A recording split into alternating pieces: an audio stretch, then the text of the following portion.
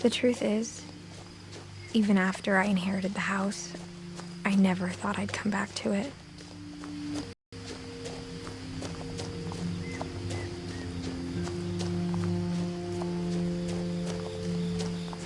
The house was exactly like I remembered it, the way I'd been dreaming about it.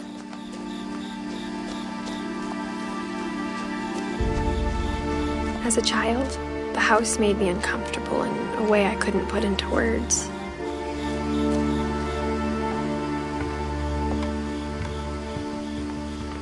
Now, as a 17-year-old, I knew exactly what those words were.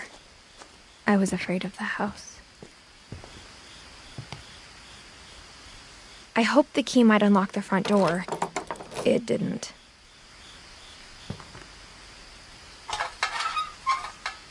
Looking in, I felt like the house itself had been waiting for me.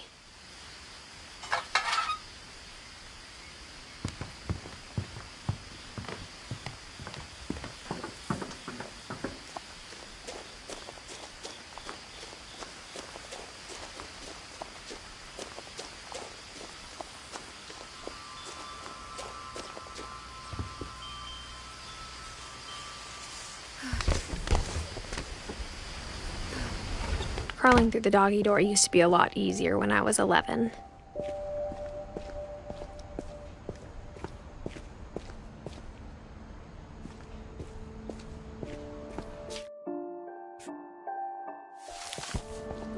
For the first time in years, I felt like I was home.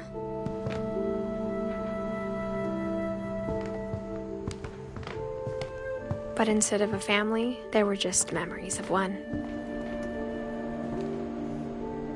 Like how only one restaurant would deliver to our house, so we had Chinese a lot.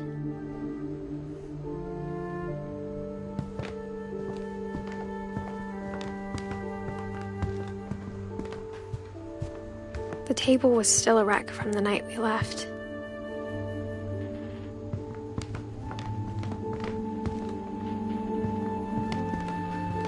It was like a bomb had gone off, killing everyone but sparing the furniture. Nothing in the house looked abnormal. There was just too much of it, like a smile with too many teeth. Mom always told me to stay out of the basement, so I wasn't too surprised when the key didn't fit.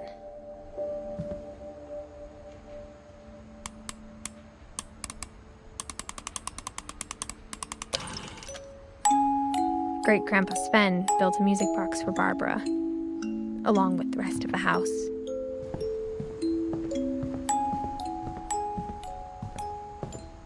A lot of things got left behind in the whirlwind of that last night.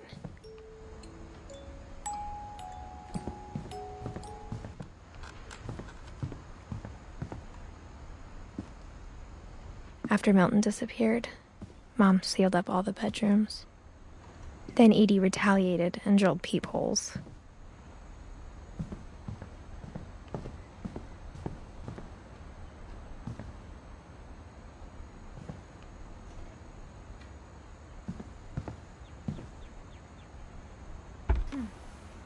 As a kid, I just assumed every house had peepholes and sealed rooms you weren't allowed inside of.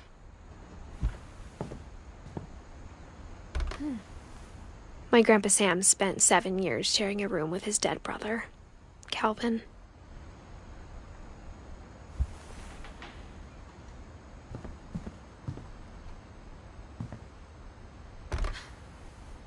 The last time I was in Edith Sr.'s room, I was 10 and she was painting my portrait.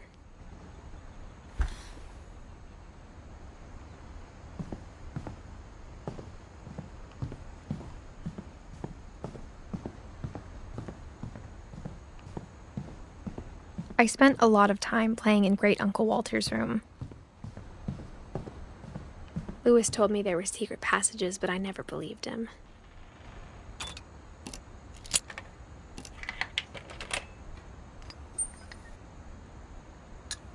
Turns out, my mom was really good at keeping secrets. Now it was time to find out what my mom had been afraid of.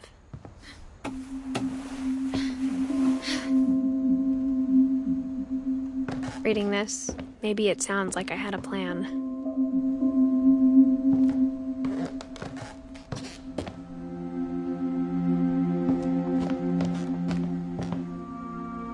But I had no idea what was behind that door.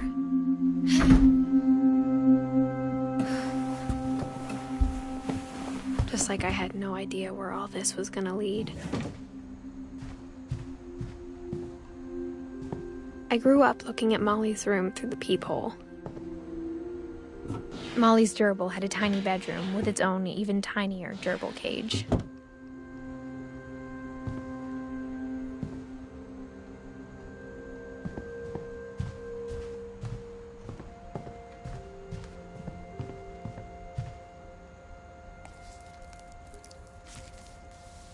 December 13th, 1947.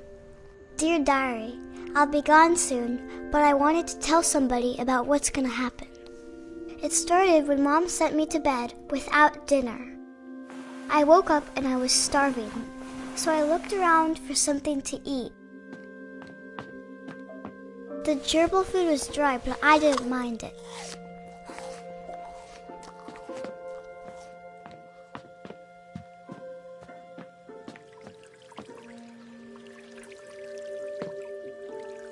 I thought about eating Christopher, but I held back.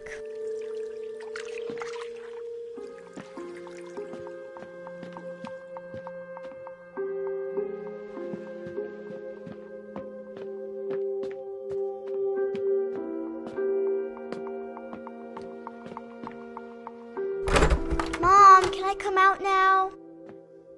Sweetheart, it's late. Go to sleep.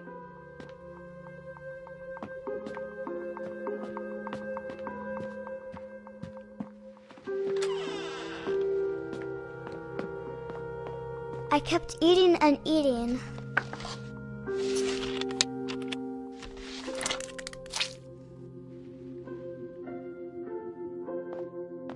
I ate a lot of things that night.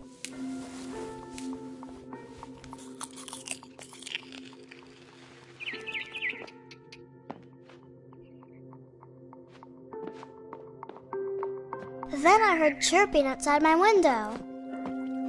It was a barn swallow going back to her nest. I reached out for her.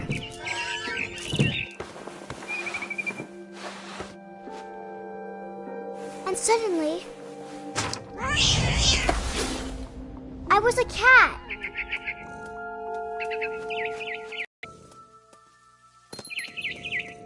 I tried to be quiet, but the bird was really scared.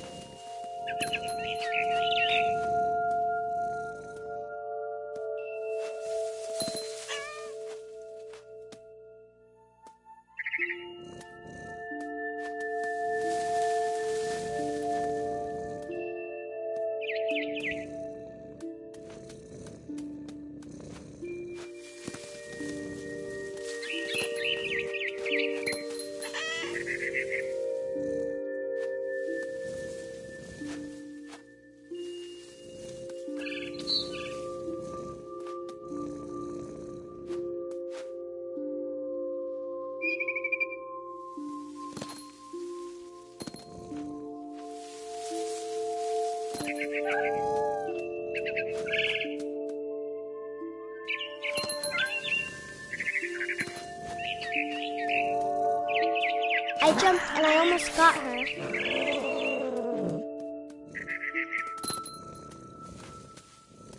I could tell she was getting really tired.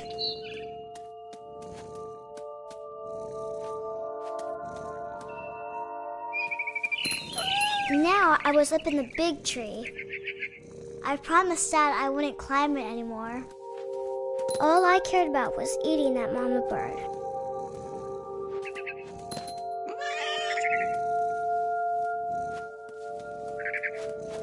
I gobbled her up. And suddenly, I was an owl. first, all I heard was the wind. Then I heard little teeth nibbling in the grass.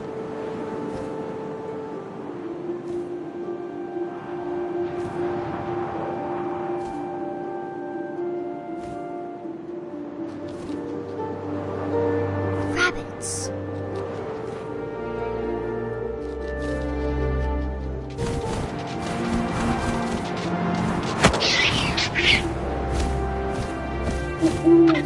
I imagined his face looking up and seeing mine through my talons. I swallowed him up, and I didn't chew one bit. Then I flew off to find something bigger.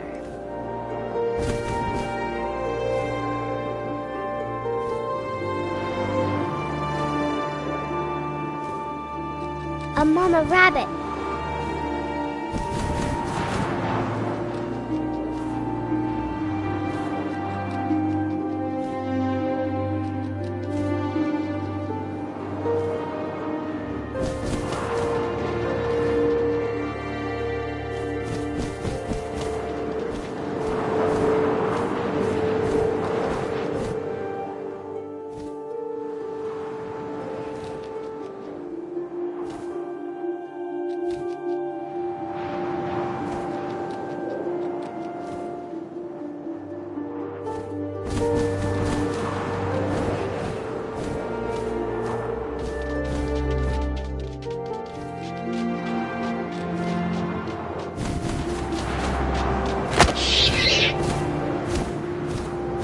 She was almost too big to carry. I started choking, but I couldn't stop eating.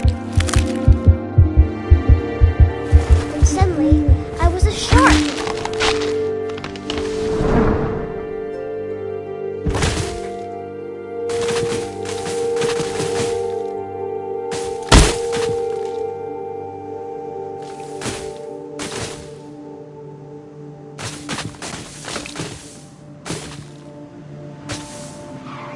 I rolled off a cliff and into the ocean. Now, I was hungrier than ever.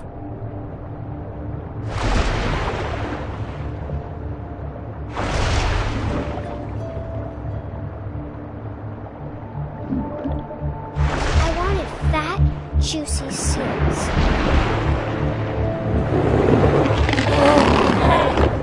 I tore off her flipper, and it tasted really good.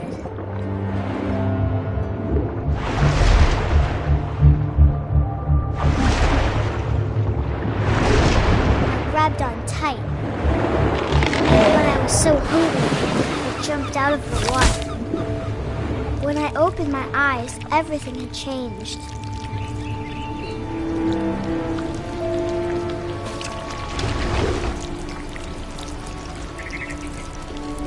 Now I was a monster, and I smelled people everywhere.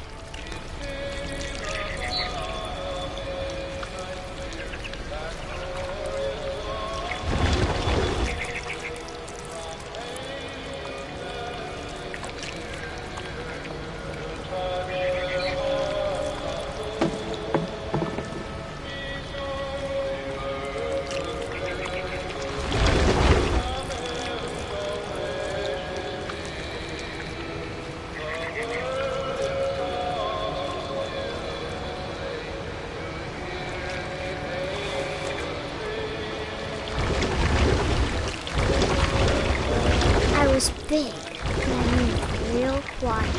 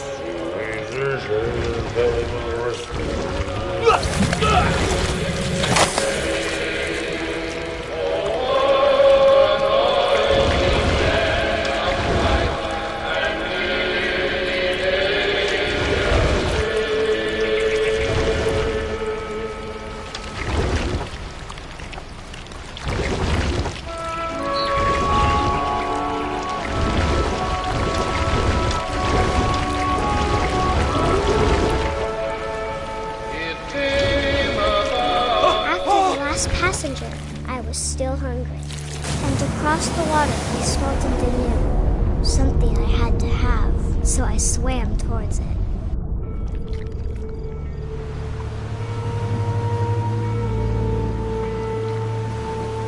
I slithered onto the sand, and the good smell went into an old pipe.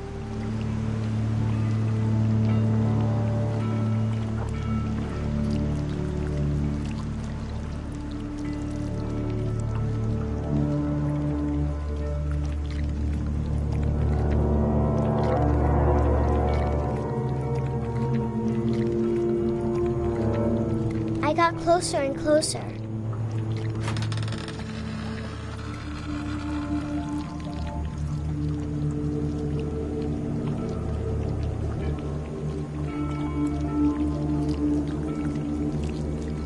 All of my stomach started growling.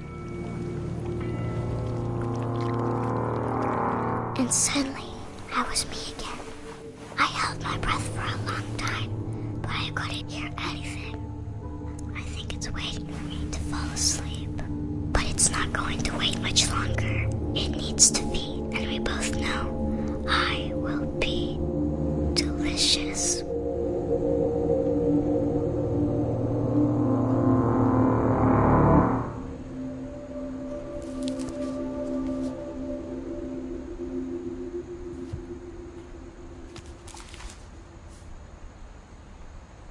I'm not sure if I believed all of that, but I'm sure Edie would have.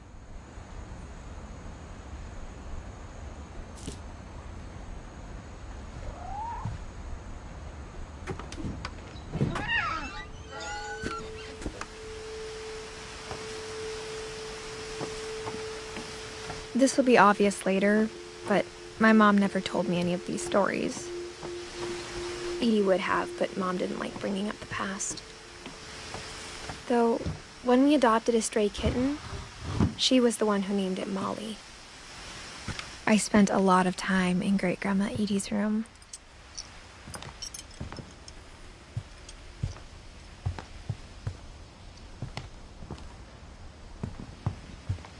When Edie told people Sven was killed by a dragon, she could also have said he was building a dragon-shaped slide that collapsed.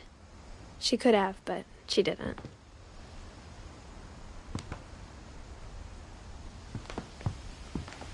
One summer, they evacuated the island, but Edie refused to go.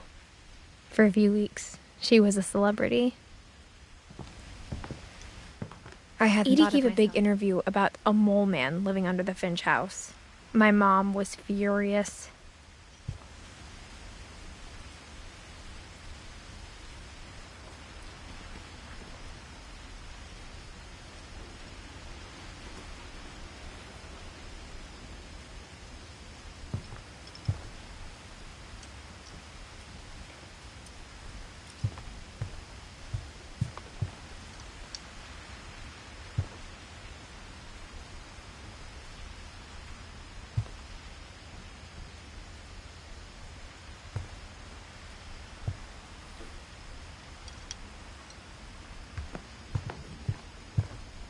Louis died a week before we left, but Edie had already started to memorialize him.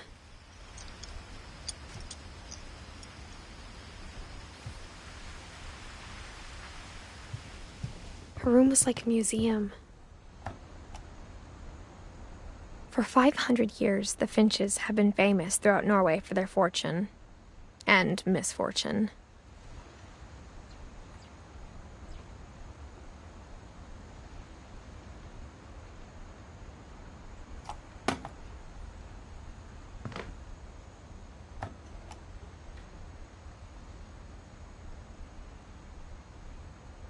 Odin Finch buries the latest victims of the family curse. On January 7th, 1937, he set sail with his family and his house. But 40-foot waves off the coast of Washington send the house and Odin to the bottom of the sea. Odin's daughter Edie, with husband Sven and baby Molly, step ashore on their new home, Orcas Island.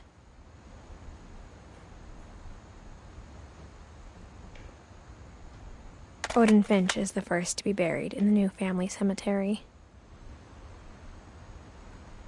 His daughter Edie is already dreaming of a new Finch house.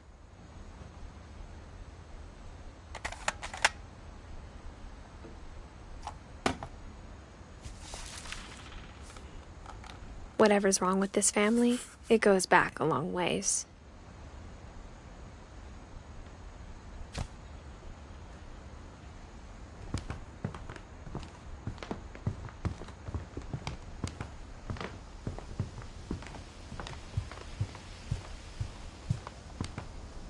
Even in her 90s, sometimes Edie seemed a lot younger than my mother.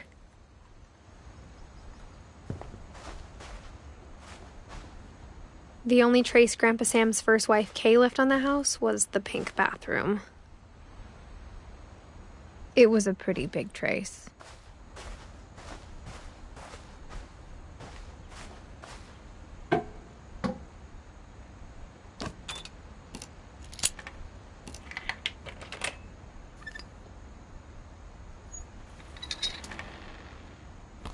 There's a secret in this bathroom.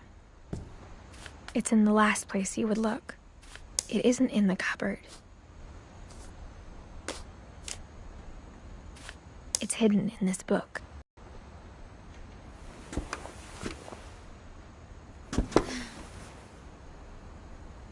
Sven gave Sam an old camera he'd refurbished.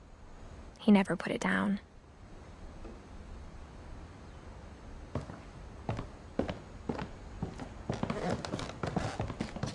From the paintings on the wall, it was clear my brother Milton had been here before me.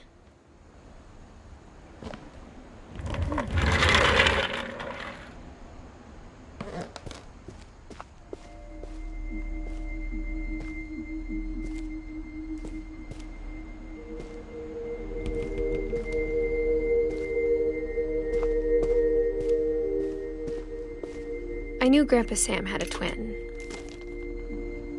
and that he never talked about him. I guess my grandpa didn't like history any more than my mom did.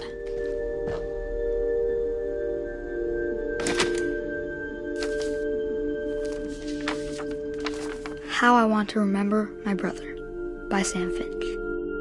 The thing I remember is that when he made up his mind, that was it.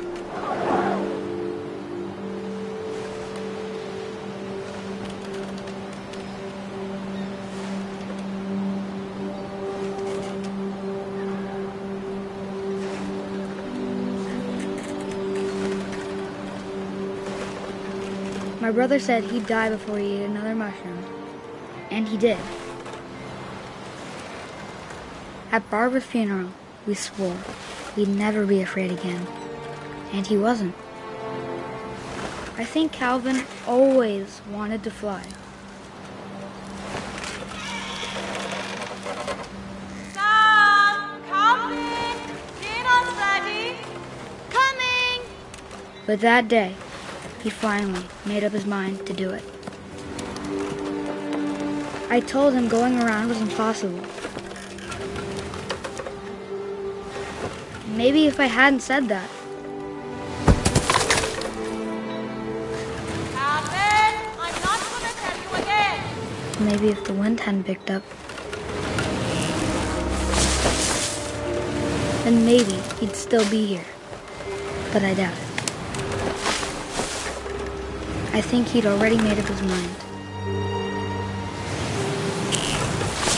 That's what I want to remember about my brother.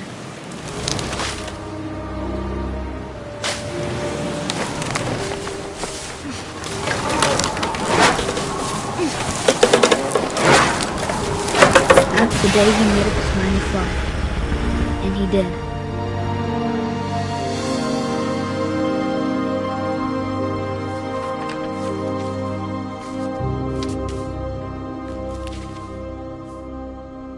Calvin's story felt strangely familiar.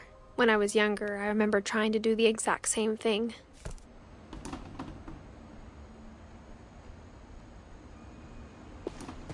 After the funeral, Edie roped off Calvin's half of the room.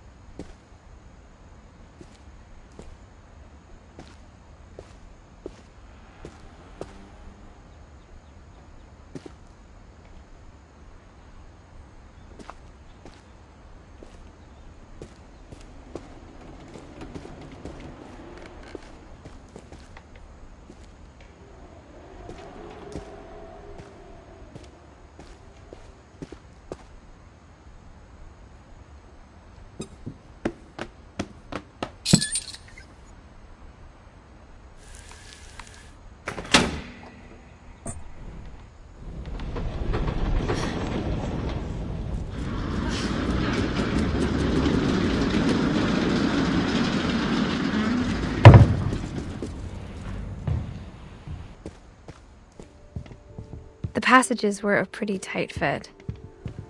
They'd obviously been built for smaller hands and bellies.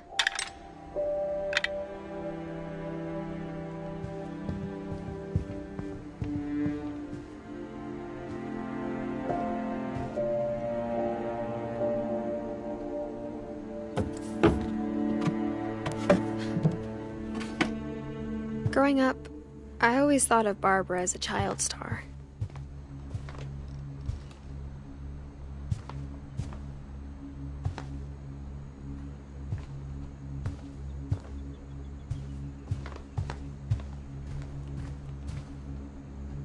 I never thought about how hard it must have been for her afterwards.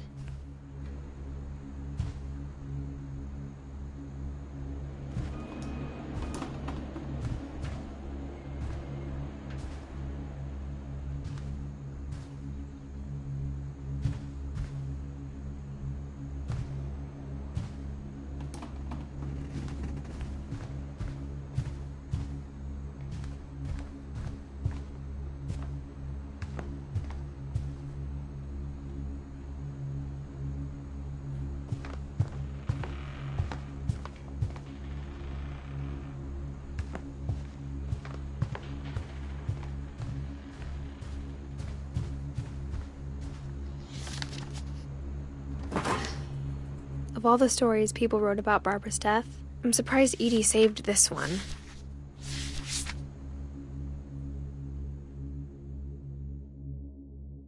Old Jack here with another ghastly tale inspired by America's most unfortunate family. I'm calling it The Surprise Ending of Barbara Finch. As a child star, Barbara was famous for her scream.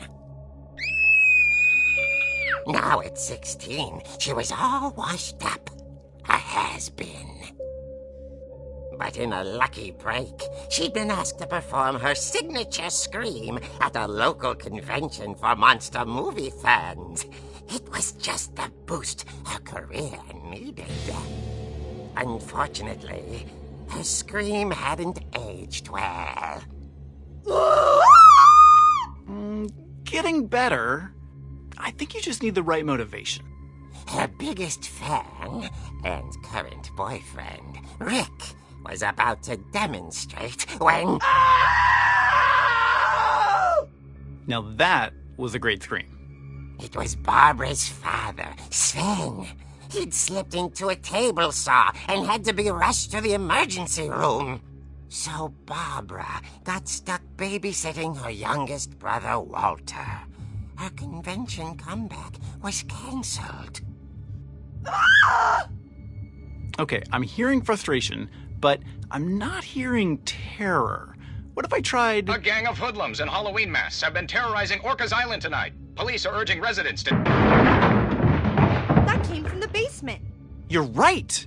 Also, I loved your delivery on that. Why is your basement door locked? Because my dad likes making puzzles and secret passages. There's a key hidden in the music box. The secret is to keep winding and winding until finally the key pops out. Thanks, babe. I'll be back in a sec. 20 minutes later, Rick hadn't returned. So Barbara went to look for him, right on cue. She reached for the music box. And as she wound the key, she listened for Rick, but the house was silent.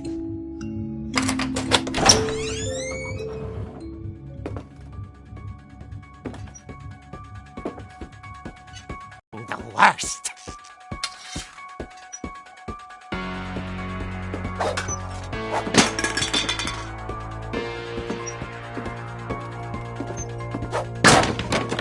The gang's leader is the infamous Hookman Killer, Dr. Carl Hamill, who impaled and then ate his family 10 years ago tonight.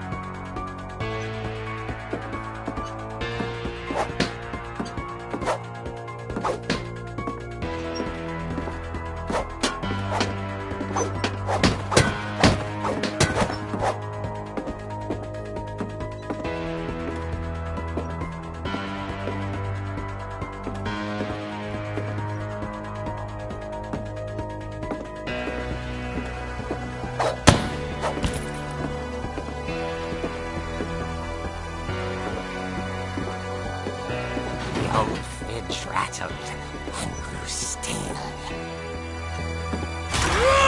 Oh dear!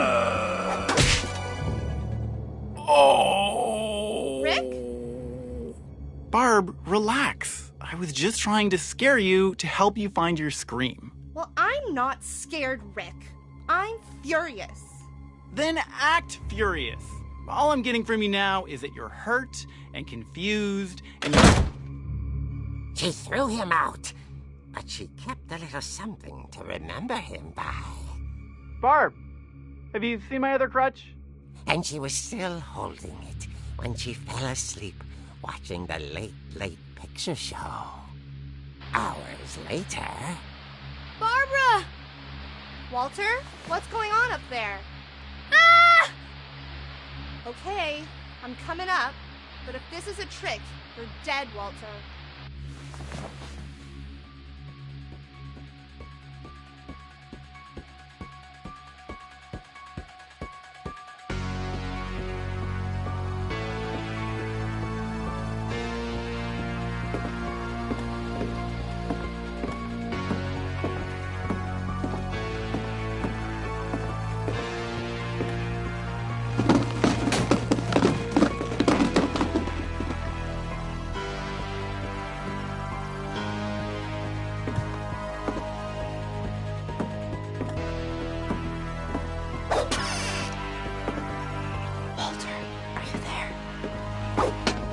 Walter had vanished, but his bedside radio was still on. Orcas Island police describe the man as 6 feet tall, with a steel hook for a hand. Residents are urged to lock all doors and windows and notify the police of any suspicious activity. Barbara turned, saw the hook man, and was speechless. He was quite smashing.